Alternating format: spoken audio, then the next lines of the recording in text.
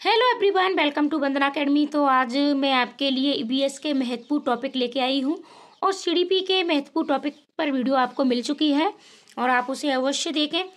ठीक है, अगर आप चाहते हैं कि आपके पूरे 30 में से 30 नंबर प्रत्येक विषय में आए तो आप ये महत्वपूर्ण टॉपिक वाली वीडियो अवश्य देखें। ठीक है, सीडीपी की आपको मिल चुकी है और आज हम ईवीएस के महत्वपूर्ण टॉपिक पढ़ेंगे। देखो, एनसीईआरटी बुकों की सभी लोग आपको बताते हैं कि यहाँ से आपके 15 नंबर बनते हैं और 15 नंबर आपके पेडागोजी। लेकिन आपके पेडागोजी के जो प्रश्न बनते हैं उसमें आपके कुछ और भी टॉपिक है जहाँ से प्रश्न आपके ईवीएस में पूछे जाते हैं। और अगर आपके ये टॉपिक क्लियर नहीं होते हैं तो फिर क्या होता है कि हम 15 से 20 नंबर ही ईवीएस में ला पाते हैं और हमारा स्कोर 20 से आगे नहीं बढ़ पाता है। अगर आप चाहते हैं कि आपके 30 में से 30 नंबर आए तो इन महत्वपूर्ण टॉपिक हैं आपके जहाँ जहाँ से प्रश्न आपके एनसीईआरटी बुकों के और पेडागोजी के अलावा भी पूछे जाते हैं, तो इनको हम देखेंगे। और वीडियो के लास्ट तक आप अवश्य बने रहें, चैनल को सब्सक्राइब भी कर लें क्योंकि ऐसी ही वीडियो ऐसी ही महत्वपूर्ण टॉपिकों पर वीडियो आपको चैनल पर मिलती रहती है। तो जब भी मैं नई वीडियो डालूँ तो नोटिफिकेशन आप तक अवश्य पहुंच जाए। तो चलो शुरुआत करते हैं। देखो, सबसे पहले हम बात करते हैं कि एनसीईआरटी बुकों की। तो एनसीईआरटी बुक्स तो आपको अवश्य ही पढ़नी है। यहाँ से आपके पूरे 15 नंबर बनते हैं।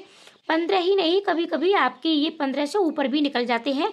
कभी कभी आपके ये 17-18 नंबर तक भी आपके एनसीईआरटी बुकों से पूछ लिए जाते हैं। तो इसके लिए आपको, ठीक है, 3, 4, 5, ठीक है, ये वाली बुक अवश्य पढ़नी है।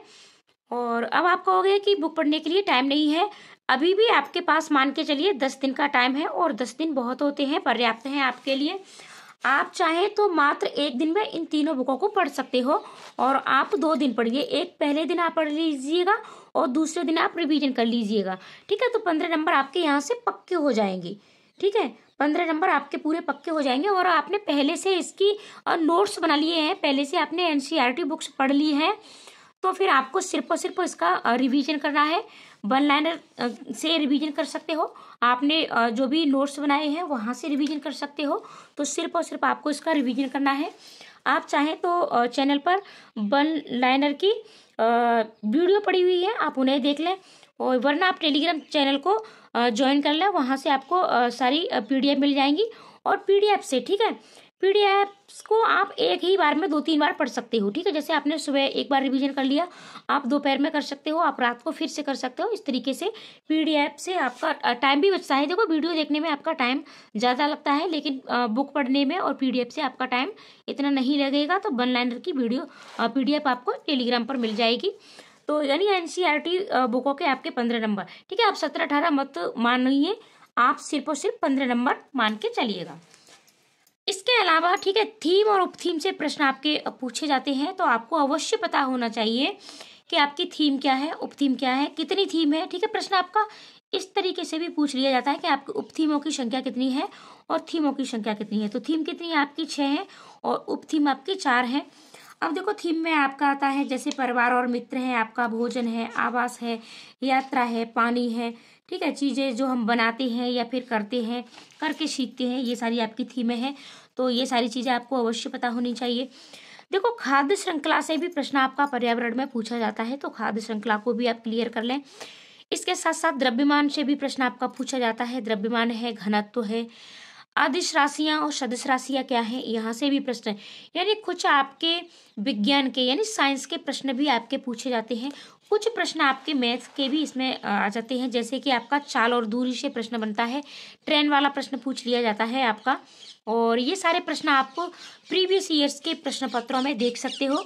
ठीक है, और ज़्यादा से ज़्यादा आप पीवाईक्यू की प्रैक्टिस अवश्य लगाएं। ठीक है, अब आप मान के चलिए आपके पास 10 दिन है, तो इन 10 दिनों को आपके पास 5 विषय हैं, तो 2-2 दिन करके और आप इन्हें को डिवाइड करिएगा और प्रत्येक सब्जेक्ट की आप फुल रिवीजन करिएगा। ठीक है, फुल रिवीजन आपको करनी है। देखो, दिशाओं से प्रश्न भी आपका पूछा जाता है और दिशाओं से प्रश्न, ठीक है, तो दिशाओं का ज्ञान भी आपको अवश्य होना चाहिए, उत्तर, पूर्व, पश्चिम। ठीक है, इस तरीके से दिशाओं से भी प्रश्न आपका पूछ लिया जाता है। इसके साथ साथ मानचित्र का ज्ञान आपको अवश्य होना चाहिए। एक बार आपको अपने, ठीक है, अपने देश का मैप अवश्य आना चाहिए, भारत का ज्ञान। ठीक है, अवश्य मानचित्र आप एक बार अवश्य देख लें। देखो आपके मानचित्र से प्रश्न पूछ लिया जाता है कि यानी जैसे आपका गुजरात के सापेक्ष कौन कौन से राज्य हैं, ठीक है। तो गुजरात के सापेक्ष या फिर गुजरात राज्य की सीमा किन किन अन्य राज्यों से लगी हुई है।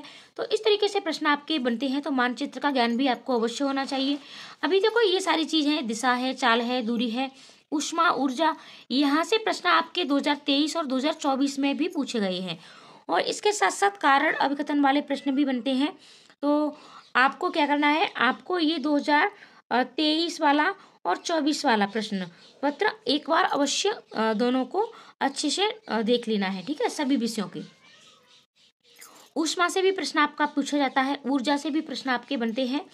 और आप पीवाईक्यू जब भी लगाएं, ठीक है, पीवाईक्यू जब भी लगाएं तो ये देखें, ठीक है। अब आपको पीवाईक्यू लगाते समय ये देखना है कि प्रश्न कहाँ कहाँ से बनता है और ये टॉपिक आपके क्लियर है या नहीं। अगर ऊष्मा से कोई प्रश्न बनता है तो क्या आप उसको कर पाओगे। ऊर्जा से प्रश्न अगर आपका कोई बनता है तो क्या आप उसे कर पाओगे। मानचित्र ज्ञान से आपका प्रश्न कोई बनता है तो आप क्या उसे कर पाओगे। दिशा से प्रश्न आपका पूछ लिया जाए तो क्या आप उसे कर पाते हो, ठीक है। तो ये सारी चीज आपको अवश्य करनी है और इनको टॉपिकों को क्लियर करिएगा, ठीक है। प्रश्न आपका चंद्रमा और पृथ्वी पर घनत्व या द्रव्यमान से भी पूछ लिया जाता है कि पृथ्वी पर इतना किसी वस्तु का द्रव्यमान है तो चंद्रमा पर कितना होगा, या फिर चंद्रमा पर है तो पृथ्वी पर कितना होगा। तो यानी ये टॉपिक है, तो वीडियो ज़्यादा बड़ी हो जाएगी तो इनको मैं क्लियर नहीं कर रही हूँ। ये सभी आपको क्लियर करने हैं। गूगल से करिएगा, वीडियो देख के करिएगा, जो भी नोट्स हैं वहाँ से करिएगा, या फिर पीवाईक्यू लगाइएगा और ये प्रश्न वहाँ से आप कर सकते हो। वायुमंडल की परतों से भी प्रश्न आपके पूछे जाते हैं। वायुमंडल की कौन कौन सी परतें हैं आपकी, ठीक है। जैसे आपका क्षोमंडल है, ठीक है, तो इस तरीके से आपकी बहिर्मंडल है, आयन मंडल है, और आपकी ओजोन परत किस मंडल में पाई जाती है, किस मंडल में आपकी मतलब कौन कौन सी घटनाएं होती हैं। ये सारी प्रश्न आपके यहाँ से बनते हैं वायुमंडल की परतों से।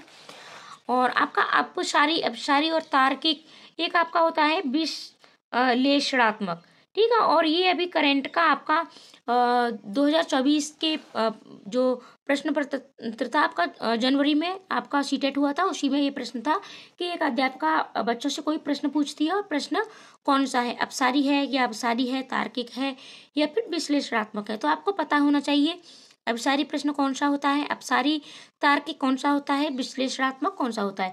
देखो यानी अपसारी एक ही प्रश्न को कई तरीके से बच्चा बता सकता है। तो ये अपसारी हो गया, बना बनाया उत्तर आपका हो गया। अपसारी बच्चा तर्क के साथ कोई प्रश्न करता है या उसको सोचता है, ठीक है, तो ये आपका तार्किक हो गया। विश्लेषणात्मक किसी प्रश्न की व्याख्या करता है, विश्लेषण करता है, तो आपका विश्लेषणात्मक। अब बात करते हैं पेडागोजी। देखो पेडागोजी तो महत्वपूर्ण है ही, और पेडागोजी के लिए आपको नेगेटिव, ठीक है, और पॉजिटिव पॉइंट अवश्य आपको आने चाहिए। और ईवीएस के ये टैग वर्ड्स आपको दिए जा चुके हैं, ठीक है, टैग वर्ड्स। तो टैग वर्ड्स की वीडियो आप प्लेलिस्ट में जाकर के अवश्य देखें। सभी विषयों की प्लेलिस्ट आपको दी जा चुकी है। ज़्यादा से ज़्यादा बच्चे को आपको अवसर देना है, ठीक है, करके सीखना है। क्षेत्र भ्रमण की बात हो जाए, ठीक है, तो ये सारी चीज़ें हैं, ये पॉजिटिव पॉइंट होते हैं। बच्चे को आपको हतोत्साहित नहीं करना है, क्लास से बाहर नहीं करना है, दंड नहीं देना है, ठीक है, ये सारी चीज़ें हैं। आप वीडियो अवश्य देखें। टैग वर्ड्स की एनसीएफ 2005 से भी प्रश्न आपका यहाँ से पूछा जाता है अवश्य। इसके साथ साथ आपकी ग्रीन हाउस गैसें कौन कौन सी हैं, ठीक है, ग्रीन हाउस गैसों से भी प्रश्न आपका ईवीएस में पूछा जाता है। रीजनिंग से भी प्रश्न आपके पूछ लिए जाते हैं, और आपने देखा होगा प्रश्न पत्र पीवाईक्यू लगाए होंगे, तो रीजनिंग से भी प्रश्न आपका अवश्य पूछा जाता है। जैसे कि एक प्रश्न आपका पूछा जाता है कि आपका एक्स पर आपका विद्यालय या फिर आपका घर दिया गया होता है। पहले आप उत्तर में जाते हो, फिर आप दक्षिण में जाते हो, फिर आप पूर्व में जाते हो। 2 किलोमीटर कितना भी आपको दूरी दे दिया जाता है, ठीक है। तो घर के सापेक्ष या फिर विद्यालय के सापेक्ष कौन सी दूरी है, किस तरीके से है, तो इस तरीके से प्रश्न आपके ये पूछे जाते हैं। वायुमंडल के घटक हैं, ग्रीन हाउस गैसें हैं, तो ये सारी चीजें आपको अवश्य पता होनी चाहिए। और देखो एनसीईआरटी बुकों से आपको अपना प्रत्येक चीज अवश्य आपको पता होनी चाहिए, क्योंकि कारण अभिकथन वाले प्रश्न बनते हैं। तो अब प्रश्न ऐसा नहीं है कि आपको सिर्फ एक लाइन दे दी जाए और वहां आपसे प्रश्न, आपको 4 प्रश्न दिए जाएंगे, ठीक है। जैसे मान के चलिएगा कि आपका हाथी से प्रश्न बनता है और इससे पूछ लिया जाएगा, तो आपको इसके 4 प्रश्न दिए जाएंगे कि ये यानी एक दिन में कितनी झाड़ियाँ खा लेता है, तो 100 kg, क्या शौकेज ही खाता है और इसको कीचड़ में खेलना पसंद है। ठीक है, कीचड़ में खेलना पसंद है और उसमें मतलब उनका जो ग्रुप होता है तो ग्रुप में सिर्फ और सिर्फ मादा हथनी रहती है। इस तरीके से मतलब आपको 4-5 लाइनें दे दी जाएंगी। एक तो प्रश्न पत्र मतलब आपके बड़े हो जाते हैं और फिर उसके बाद आपको ABCD, ठीक है, ये इस तरीके से दिया जाएगा। किसी में आपको ABCD दे दिया जाएगा, किसी में A और C और D इस तरीके से। तो इसमें से एक आपका गलत होगा तो वो गलत वाला आपको पहचानना है, या फिर आपके 3 गलत होंगे सिर्फ एक सही होगा तो वो आपको देखना है। तो इस तरीके से कारण अवकथन वाले प्रश्नों के लिए आपको प्रत्येक लाइन अच्छे से पता होना चाहिए। ठीक है, अच्छे से आपको पता अवश्य होनी चाहिए। ठीक है, मधुमक्खी से प्रश्न बनता है आपका, जोहर से प्रश्न बनता है, घर शीशे से प्रश्न बनता है। तो इसलिए आपको NCERT बुक्स अवश्य पढ़नी है और NCERT के साथ साथ पेडागोजी पर पकड़ बनानी है। पेडागोजी पर पकड़ किस तरीके से बनती है इस पर भी वीडियो मिल चुकी है। और साथ ही साथ ये कुछ आपके महत्वपूर्ण टॉपिक थे। आप चाहें तो इनकी महत्वपूर्ण टॉपिक हैं आपके ये, इनके आप स्क्रीनशॉट ले लें। ठीक है, और जब भी आप PYQ लगाएं तो इसको अवश्य देखें इनको। ठीक है, तो मिलते हैं ऐसे ही अगली वीडियो में और कल आपको भाषा के महत्वपूर्ण टॉपिक मिलेंगे और भाषा के टॉपिक के साथ साथ आपको जल्द ही, ठीक है, जल्द ही आपको यानी आप ट्रिक क्या अपना सकते हो। ठीक है, ट्रिक क्या अपना सकते हो यानी तुक्का। तुक्का का अर्थ होता है ट्रिक। ठीक है, तुक्का का अर्थ होता है ट्रिक, यानी आप CTET एग्जाम में जब आपसे कोई प्रश्न ना आए तब आप क्या ट्रिक अपनाएं। तो इस पर वीडियो आपको जल्द मिल जाएगी। तो आप चैनल को सब्सक्राइब भी कर लें, वीडियो को अपने दोस्तों को शेयर भी कर दें। मिलते हैं अगली वीडियो में अगले टॉपिक के साथ। आज के लिए इतना ही। आप लोगों का बहुत बहुत धन्यवाद। आप लोग हमें भी सपोर्ट कर सकते हो।